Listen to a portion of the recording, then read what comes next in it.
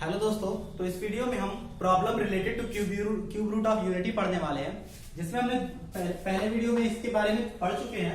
इसकी कुछ प्रॉपर्टी हमें मालूम है। 1 plus omega square is equal to एक तो 0 होता है, एक omega times of omega square is equal to 1। ये दो प्रॉपर्टी है जो हमने प्रीवियस वीडियो में पढ़ा था। अगर आपने नहीं देखा तो एक बार जरूर उसे वॉच कीजिए।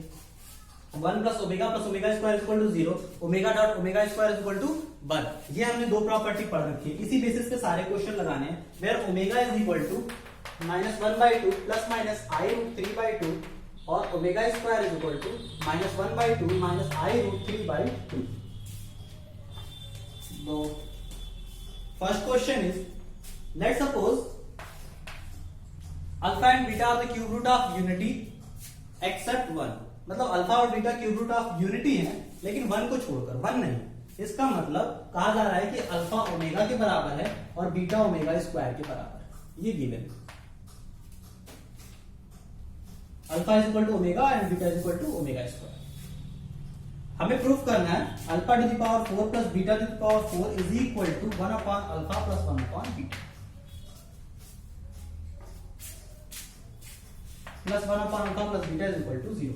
Where alpha and beta are the cube root of unity except 1. Alpha and beta are the cube root of unity except 1. अच्छा, अगर ये अल्फा और beta cube root of unity है एक्सेप्ट 1, इसका मतलब ये हुआ अल्फा ओमेगा के बराबर, बीटा ओमेगा स्क्वायर के बराबर। यही मतलब होगा। तो अब इसे पुट कर देते हैं। अगर अल्फा ओमेगा के बराबर है तो इसे हम लिख सकते हैं ओमेगा टू द पावर 4, और अगर बीटा ओमेगा स्क्वायर के बराबर है तो इसे हम लिख सकते हैं ओमेगा टू द पावर 8, क्योंकि omega square whole to power 4 8 हो जाएगा, प्लस 1 अपॉन ओमेगा हो जाएगा, प्लस यहां हो जाएगा 1 upon omega square is equal to 0 में प्रूफ करना है। तो इसे मैं रख कर देता हूं। हम इसे यहां सॉल्व करते हैं। एक चीज देखिएगा, ये जो क्वेश्चंस होते हैं ये रिड्यूसिबल होते हैं। कैसे? आई रिड्यूसिबल। जैसे आई रिड्यूसिबल होती है, आई टू द पावर 5 का मतलब आई होता है, आई टू द पावर 6 का मतलब आई स्क्वायर होता है, आई टू द पावर 7 का मतलब i3। आई की कोई भी पावर हो वो स्मॉलर पावर में रिड्यूस हो जाती है 1 to 4 के बीच में।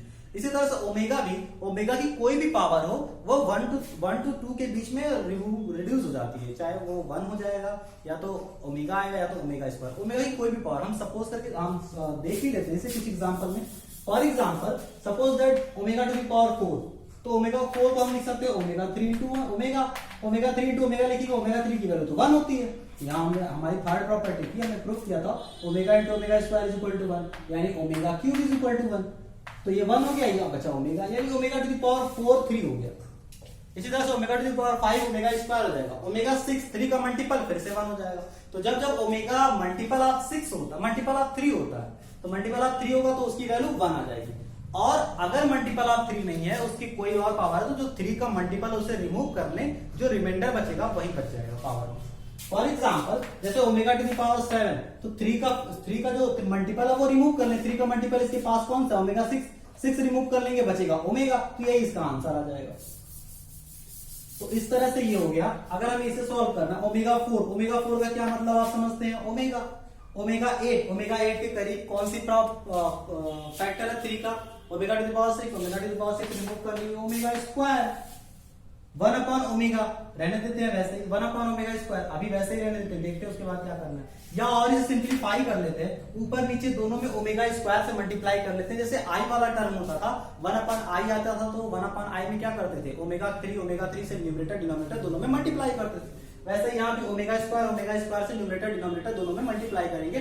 अगर डिनोमिनेटर में ओमेगा स्क्वायर से मल्टीप्लाई करेंगे तो ओमेगा क्यूब बनेगा। ओमेगा क्यूब की वैल्यू डिनोमिनेटर में 1 होती है। अब बचा ओमेगा स्क्वायर ऊपर। नेक्स्ट इसकी बारी आती है। ये ओमेगा स्क्वायर पहले से ही है। अगर इसके ओमेगा स्क्वायर ये पहले से ही है तो न्यूमरेटर डिनोमिनेटर में, देखिए डिनोमिनेटर हमें हटाना है। डिनोमिनेटर में अगर हम एक ओमेगा से और मल्टीप्लाई कर देंगे, ओमेगा क्यूब बनेगा तो ये हट जाएगा। तो ओमेगा न्यूमरेटर डिनोमिनेटर में मल्टीप्लाई करेंगे ओमेगा से, तो ये ऊपर ओमेगा आएगा, नीचे ओमेगा क्यूब जिसकी वैल्यू 1 होती है। तो ये और सिंप्लीफाई हो गया। तो ये हमारा फाइनली आंसर आया।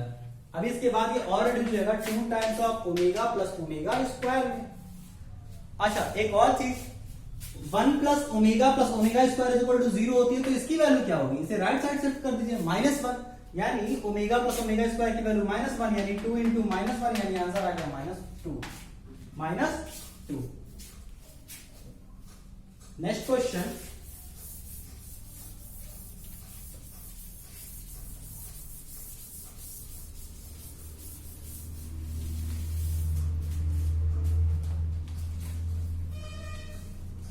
-1 plus i root 3/2 whole to the power n plus -1 minus i root 3 whole to the power n is equal to 2 और -1। 2 और -1। देखिए ये क्वेश्चन 2 और -1 कहने का मतलब ये हो गया कि इस क्वेश्चन का आंसर या तो 2 आएगा या तो -1 आएगा। अच्छा एक बात बताइए, ये क्या है? ये ओमेगा है। ये क्या है? ये ओमेगा स्क्वायर है। हम इसे सिंप्लीफाई करें तो ये बनेगा omega to the power n और ओमेगा टू द पावर 2 है। हमसे कहा जा रहा है कि प्रूफ करो इसकी वैल्यू या तो -1 आएगी या तो 2 आएगी। अच्छा प्रूफ तो हम तब कर सकते हैं जब हमें n की वैल्यू मालूम हो। हमें n तो मालूम ही नहीं n क्या होगा, तो n नहीं मालूम तो n को हमें कुछ ऐसा नंबर सपोज करना पड़ेगा जिसकी वैल्यू देखिए ओमेगा हमेशा या तो ओमेगा 1 में रहता है या तो ओमेगा 2 में रहता है। ओमेगा 3 में जाते ही इसकी वैल्यू 1 हो जाती है और ओमेगा 4 का कोई एग्जिस्टेंस नहीं है क्योंकि omega 4 is equal to omega 1। Omega 5 का कोई नहीं क्योंकि ओमेगा 5 ओमेगा स्क्वायर के बराबर होगा। ओमेगा 10 का नहीं है क्योंकि ओमेगा 10 ओमेगा 1 में कन्वर्ट हो जाएगा। यानी 3 के बाद इसका कोई वो नहीं है, 3 के बाद वाली सारी टर्म इन्हीं में रिड्यूस जाएगी। तो हम n की वैल्यू को भी मान लेते हैं कि सपोज दैट n एक मान लेते हैं कि मल्टीपल ऑफ 3 है, where n is a integer, multiple of 3 है, 1 2 3 4 यही सब होगा। मल्टीपल ऑफ 3 है n, और एक कंडीशन ये मान लेते हैं कि m जो है 3 का मल्टीपल नहीं उससे एक ज्यादा है, और n जो है एक थर्ड केस में मानेंगे 3 का मल्टीपल नहीं उससे 2 ज्यादा है। अच्छा अगर कोशिश करें कि n जो है मल्टीपल नहीं 3 का उससे 3 ज्यादा है, तो ये तो फिर ये मल्टीपल हो गया ना, ये तो इसी में आ गया। ये देखिए ये m+1 हो जाएगा और क्या, इसी में नहीं आ गया, 3 कॉमन ले लेंगे तो इस तरह से हम जितने भी नेचुरल नंबर n जो भी नेचुरल नंबर होते हैं उसे 3 फॉर्म में कन्वर्ट कर सकते हैं। 3m 3m+1 3m+2 कोई भी आप ले लीजिए नेचुरल नंबर, वो इन्हीं तीनों में से कोई ना भी एक में होगा। तो n की वैल्यू हमें इसी के लिए प्रूफ करनी है कि n की वैल्यू 3m होगी तब भी या तो 2 या तो -1 आएगा, ये होगी तब भी या तो 2 या -1 आएगा, ये होगी तो भी या तो 2 या -1 आएगा। तो प्रूफ करते हैं। पहला केस उठाते हैं, जब n की वैल्यू 3m है तो इस एक्सप्रेशन की वैल्यू क्या होगी? n की वैल्यू 3m रखिए, n की value w to the power 3m plus sorry w नहीं omega, omega to the power 3m multiply by 2, तो ये आंसर आएगा omega to the power 3 whole पे पावर m प्लस इसे लिख सकते हैं omega to the power 3 whole पे power 2m। Omega to the power 3 की वैल्यू 1 होती है, यहां भी 1 यहां भी 1, 1 पे पावर m 1 पे पावर 2m, 1 पे कोई भी पावर रखे 1 ही आता है, 1 + 1 = 2, 1 + 1 = 2। तो पहला आंसर तो हमारा 2 आ गया, ये केस में सेटिस्फाई हो गया, इस केस में आ गया। अब हम सेकंड वाले की तरफ बढ़ते हैं। जब n की वैल्यू 3m+1 रखेंगे तो देखिए किस में रिड्यूस हो जाएगा, w to the power omega to the power 3m+1 plus omega to the power 3m+2 2 × 3m +1 within bracket, क्योंकि 2 से मल्टीप्लाई है। इसे हम लिख सकते हैं omega to the power 3m multiply by omega, और इसे लिख सकते हैं omega to the power 2 × 3 × 2m plus omega square into omega square, ये लिख सकते हैं। ये भी मल्टीपल ऑफ 3 1, ये भी मल्टीपल ऑफ 3 1, तो बचा क्या omega plus omega square. Omega plus omega square की वैल्यू हम पहले से जानते हैं कि -1 होती है, 1 प्लस ओमेगा स्क्वायर की वैल्यू 0, तो ओमेगा प्लस ओमेगा स्क्वायर की वैल्यू -1। तो देखिए सेकंड भी कंडीशन को सेटिस्फाई कर रहा है, इसकी वैल्यू -1 आई। अब थर्ड कंडीशन 3m+2 रख के देखते हैं क्या होता है।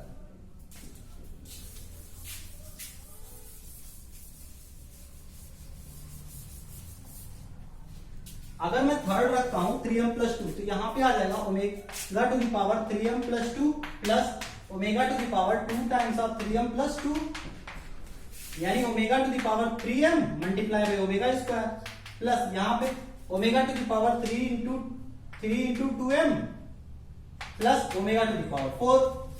3 का मल्टीपल सॉरी यहां मल्टीप्लिकेशन, ये भी 3 का मल्टीपल दोनों वैल्यू 1, तो ये बचा ओमेगा स्क्वायर ओमेगा 4।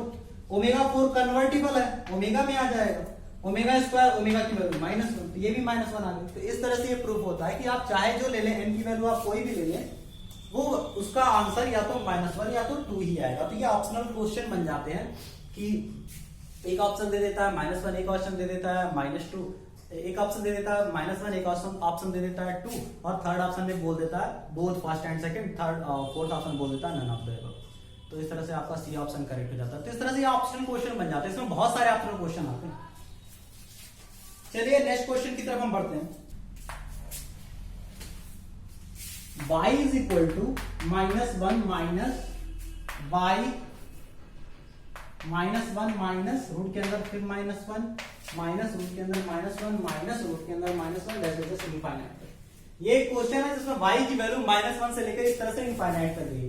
इनफाइनाइट के केस में आप प्रॉब्लम ये है कि अगर ऐसे देखें तो नॉर्मली तो लगता है कि सॉल्व नहीं कर पाएंगे। अच्छा अगर एक बात बताइए, अगर आप मैं आपसे एग्जांपल के तौर पे कहता हूँ आपके पास इनफाइनाइट रुपए है और उसमें से मैंने कुछ रुपए निकाल लिए या 5 रुपए चलो निकाल लिए, आपके पास इनफाइनाइट रुपए, तो आपके पास कितना बचे? इनफाइनाइट माइनस 5 नहीं ना होता है कुछ, इनफाइनाइट माइनस 5 भी इनफाइनाइट ही होता है, तो आप कहोगे इनफाइनाइट ही बचे। तो उसी तरह से मैं ये कह रहा हूँ कि y इज इक्वल टू ये पूरी टर्म है, अगर इस एक टर्म को गायब कर दिया जाए, एक टर्म को इसको अगर निकाल दिया जाए, सपोज कर रहे हैं एक टर्म को निकाल दिया, तो ये जो टर्म बचेगी वो क्या होगी? इनफाइनाइट में से एक टर्म निकाल देंगे तो क्या होगा? इनफाइनाइट ही रहेगा। यानी y में से ये y इनफाइनाइट है, y में से अगर ये एक टर्म निकाल देंगे तो ये जो बचेगा वो क्या होगा? y ही होगा। इसका मतलब इसे हम लिख सकते हैं y रूट -1 इंटू y।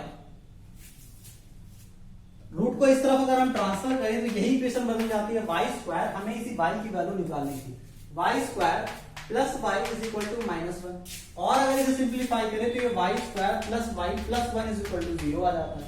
अच्छा याद कीजिए, इसे इसकी हम y की वैल्यू निकाल सकते हैं, ये क्यूब रूट ऑफ यूनिटी में आता है, तो यहाँ पे दो वैल्यू y की जो आएगी ये क्यूब रूट ऑफ यूनिटी में आता था, x square plus x plus 1 is equal to 0, इस तरह से। तो x की जो वैल्यू आती थी वो ओमेगा ओमेगा स्क्वायर, इसी तरह से जो y की वैल्यू आएगी वो ओमेगा ओमेगा स्क्वायर आएगी, यानी -1/2 प्लस -√3/2 आई, ये आंसर आएगा। एक प्लस का आएगा, एक -1/2 -√3/2 माइनस आएगा। Next question,